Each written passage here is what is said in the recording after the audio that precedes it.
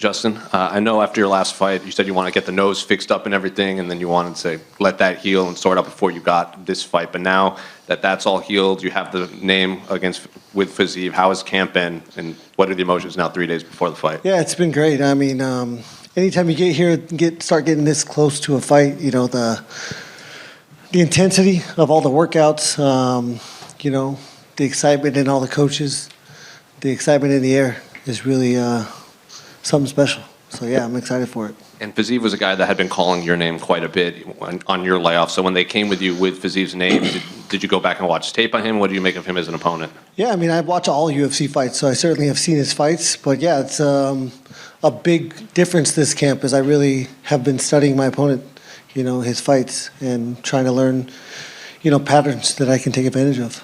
What patterns have you seen that you think that you can tell us, that you can take advantage of? I'll show you on Saturday. And a lot of your past opponents like Charles and Khabib and everything, they're obviously very ground-heavy opponents. Fiziev is not that. He's like obviously has like 200-something Muay Thai fights. So how's camp been preparing for a very different stylistic opponent than recent ones? Yeah, I mean, in mixed martial arts, you have to be, you know, confident in every single area. You know, there's just because he's a Muay Thai fighter doesn't mean he might not try to take me down. And if I do get to the ground, I've been working on getting up, you know, and working on a few submissions from the top. So, yeah, you can't ever look past somebody's ability to take it to the ground because we all in this sport have that ability. How do his leg kicks compare to yours when you're watching tape? They're faster, but not quite as heavy. So we'll see how it works. You also told us when you did, I think you were a guest fighter in New York, that you had like a bike accident, like a little road rash and everything. Is that all cleared up too? Like 100%? Yeah, yep. That was definitely, you know, that and the shots that I took in the Oliveira fight were a big reason why I decided to get my nose fixed and take a little break. And I have to ask, what did you make of Islam's fight against Volkanovski? Did you think Islam had won? That's irrelevant. I think I was impressed by Volkanovski's performance mostly. And then the last one for me, I'm sure you're going with Kamaru, your training partner. But what is the path to victory for Kamaru against Leon? Yeah, they've been in there for 39 minutes. He has dominated 37 of those minutes. He got taken down, you know, first round last fight for about 2 minutes. Outside that, he's been a dominant force, and I, you know, expect the same thing out of him. Justin, over here, right in front of me. Hi. It's interesting you said you talked about him wrestling you. Are you expecting him to wrestle you? I mean, I'm not expecting anything. You know, I go in there with the mindset that anything can happen. I do think he'll be more striking. You know, I think it'll be mostly his game plan. But any of us, as soon as we face adversity and something that we thought we would be successful in, are going to move to a different option. I think I'm going to be better on the feet. I think I'm going to create more damage, create more angles, control more space. And, yeah, I think he'll find a position where he thinks that might be advantageous. Yeah, because I asked him about you potentially wrestling him, obviously because of your decorated wrestling background, and he said you'll have to. What do you make of his grappling, if you've seen any from his fights? I haven't seen much. Yeah, I mean, he's got some takedowns. You know, I think with the 3-round fight, if it's a close round, either one of us would be smart to try and take it to the ground in the last, you know, minute or two of the round to seal the deal. And striking exchanges-wise, obviously you've shown that you can stand with the best. He's an elite. He's considered an elite striker. What do you make of his striking? Yeah, elite. Yeah, there's no way around it. I mean, he's got some crazy skills, especially to the untrained eye. I mean, this guy is the best of the best. So, you know, I think I can take advantage of certain situations. I think I can create more damage in certain situations. I think I can control distance better, and I'm going to have to be perfect on Saturday in order for that to be the case. One last one. What do you make of the Chandler-McGregor fight, and do you even care about the outcome? Don't care. Thank you. Justin, just over here. You said on Embedded that Fiziev reminds you of yourself 5 years ago. Can you elaborate on what you see? Yeah, I think just the confidence. You know, confidence is such a huge factor in there, and he's full of it. He's full of confidence, which is a great thing. Young, hungry, dangerous combination. So, you know, saying he wants to eat my heart, that's the shit I was saying, you know, not too long ago. You said just there that it's a dangerous combination. Do you think that is dangerous for him going in there with that mindset? I think it can be good and bad. If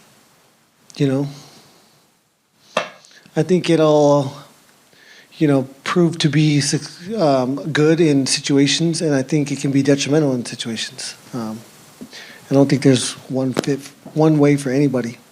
And in those 5 years, how would you say you've developed and grown as a fighter? Yeah, I think my ability to control the chaos, the atmosphere, not let that get to me too much. I think that's what we're all constantly working on, is not being able to, for one, crumble under the pressure. There's a lot of pressure in these situations. And he thinks the difference maker on Saturday night will be his fight IQ. What do you think about that, and what do you think is the difference maker from your side of things? Yeah, I mean, I've been in much bigger fights. On this stage, the higher you get up on these cards, these numbered events, the more the pressure. So I've been here, done that. So yeah. Do you think your experience does give you the edge? I think my tenacity, my fortitude gives me the edge. And how do you see it going down on Saturday? I see my hand getting raised, as every single one of us should believe. Thank you. Question for John here, Justin. Were you a bit frustrated when the UFC offered you Fiziev, because obviously he's quite far down in the rankings in comparison to you, or is it a case of you were once in his position, so I'll give him the opportunity? No, I think it's the natural progression of this sport. I come off a loss, fought for the title, 2 out of my last 3 fights. Number 6 isn't that far down. So yeah, I think at this point I got to get a win, and it doesn't matter who it is. And do you think an impressive showing will catapult you back into the title talks? Or? I think I'm sitting at number 3 right now. I'm going to fight, down in the rankings, as I think I should. And then after that, there's Poirier in front of me, Oliveira in front of me. Who's going to fight Dariush? The winner of that fight's going to fight for the title. So I either fight Poirier next, and if that's not the case, then I fight for the title. Thank you. Justin, hi. A lot of pay-per-view events now have like 2 title fights on them on the main card, but I think most UK fans are actually really excited about seeing you fight live on UK soil more than they would be if there was a second title fight on this card. Do you take a lot of pride in that? Oh, yeah, of course. I mean, I'm going to blow the roof off this arena. I'm the most exciting fighter that has ever stepped in the octagon in the history of this sport, and of course I pride myself in that. With that said, when you're in those types of fights that you're so famous for, what is going on in your head in those moments? I spoke to Dan Hooker recently, and he was saying that he's kind of got 2 voices in his head. One saying, like, what the fuck am I doing here? And the other saying, I think the quote was, "Pony up, bitch," which I don't fully understand. Yeah. But it's moving so fast. I definitely cannot remember a thought. There's your ability to retain information in there is non-existent. It's moving so fast, and if you take the time to retain information, your peripherals, your intuition just goes out the window for 1-2 seconds, and we're fighting less than seconds, less than inches. So there's no time for any of that. And lastly, what's the benefits to you of fighting on the same card as your teammate Kamaru Usman? I mean, I think with this being such a mental battle, knowing that he's going after me, vice versa, him knowing I'm going before him, it just gives you that confidence that you're not, you're in there alone, but you're not necessarily alone. I think that's the biggest advantage. Thank you very much, mate. Pleasure talking to you. Justin, one more front. To go back to that, you believe you're the most exciting fighter in the history of the sport. When did that mindset get there? Has it always been there, or was there a specific moment? I don't just believe it. You believe it. You all believe it. You know it to be true. It's not on purpose. It's just who I am. It's how I compete. I'm cut from this cloth, as they say. If you're number 1, who's number 2 and 3? Number 2 and 3. I mean, if Fiziev keeps it going, he'll be up there pretty soon. But I mean, my most exciting fights that I remember is Anderson Silva back in the day, and John Jones going through the TRT era. We were talking about this earlier, so I'm just going to ask you. people say that he's got an asterisk on his career because of some of the drug stuff, but in that era, he was fighting guys like Vitor who have been proven. So do you think that asterisk kind of is irrelevant because he's fighting the same sort of... Yeah, I think it's irrelevant. I think if he was to get popped now, I think it would be a different case. But yeah, in those times, in that period, it was a different ballgame.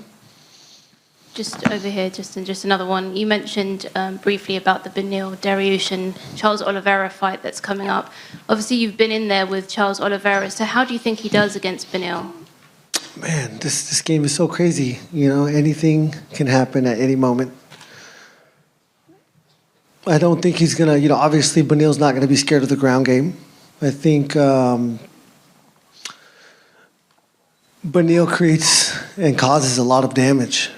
And if Oliveira goes down, he'll be unafraid to follow him to the ground, just like Makhachev did. And he submitted him right after that. So I think that's the scenario that could happen. Justin, you mentioned about being the most entertaining fighter on the planet. How much does that play into the way you game plan for fights, and how do you have to temper that when it comes to game planning for someone like Fiziev? Yeah, I would say it's zero. It's not on purpose. It's just who I am. It's who I've been in wrestling. Wrestling can be boring. My wrestling matches were never boring.